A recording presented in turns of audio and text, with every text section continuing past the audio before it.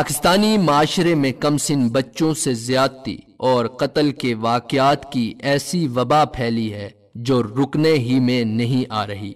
قصور مردان جڑاوالا کے واقعات کو شرما دینے والا ایک نیا سانحہ چیچا وطنی میں رونما ہوا، جہاں دوسری جماعت کی 8 سالہ نور فاطمہ نامی بچی درندگی کی بینٹ چڑھ گئی۔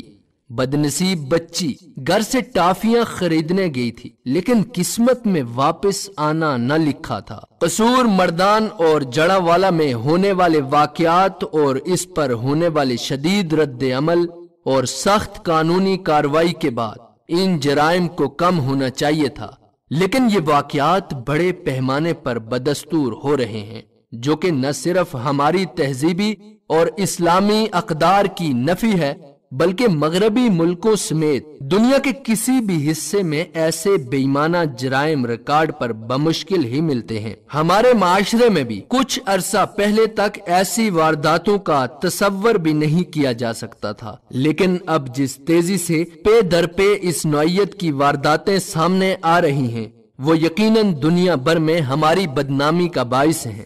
یہ صورتحال قومی سطح پر گہرے غور و فکر کا تقاضا کرتی ہے، تاکہ اس انسانیت سوز رجحان کے فروغ کے اسباب کا تعین کر کے ان کے ازالے کی تدابیر عمل میں لائی جا سکیں۔ جرائم کے خلاف سخت قوانین اور ان کا نفاذ بلا شبہ ضروری ہے، لیکن محض اتنا کافی نہیں۔ دیکھا جانا چاہیے کہ یہ واقعات جنس زدگی اور جذباتی ہیجان کے جن اسباب کی بنا پر رونما ہو رہے ہیں، ان کے فروغ میں کن عوامل کا حصہ ہے۔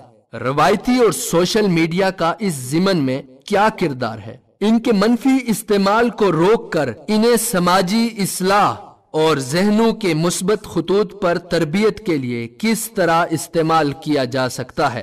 تعلیمی اداروں، والدین، اساتذہ اور علماء اکرام کو حالات کی بہتری کے لیے کیا کرنا چاہیے؟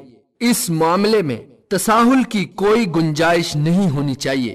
ایسی صورتحال کسی بھی مذہب سماج کے لیے قابل قبول نہیں ہونی چاہیے کہ وہاں بچے غیر محفوظ ہوں اور کوئی درندہ صفت ان پھولوں کو کھلنے سے پہلے ہی مسل ڈالے۔ کوئی تو ہو جو ان درندہ صفت سفاک قاتلوں کو نشان عبرت بنائے۔ بے وجہ تو نہیں ہے چمن میں تباہیاں۔